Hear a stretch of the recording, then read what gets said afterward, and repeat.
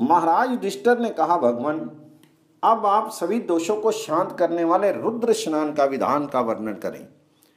तब भगवान श्री कृष्ण बोले, महाराज इस संबंध में महर्षि अगस्त के पूछने पर देव सेनापति भगवान स्कंद ने जो बताया था उसे आप सुने।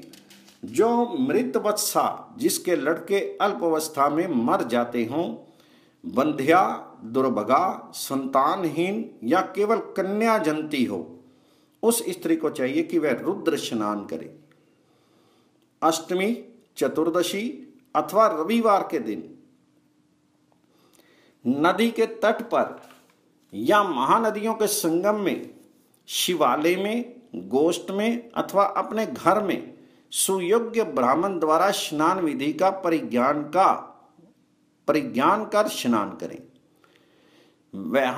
वह गोबर द्वारा उपलिप्त स्थान में एक उत्तम मंडप बनाकर उसके मध्य में अष्टदल कमल बनावे।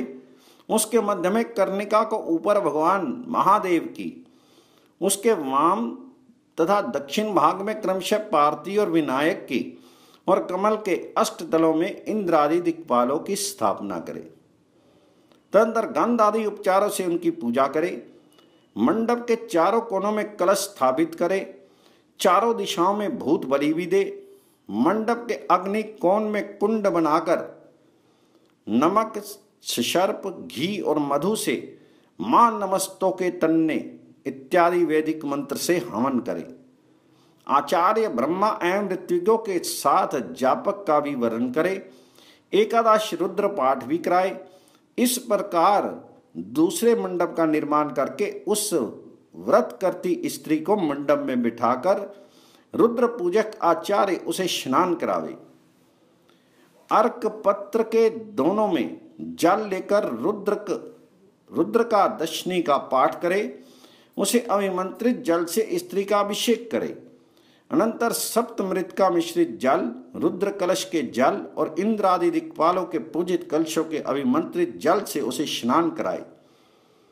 इस प्रकार रुद्र स्नान विधि पूर्ण हो जाने पर स्वर्णमयी धेनु, प्रत्यक्ष धेनु तथा अन्य सामग्री आचार्य को दान करे और ब्राह्मण को भोजन कराकर वस्त्र दक्षिणा देकर क्षमा याचना करे।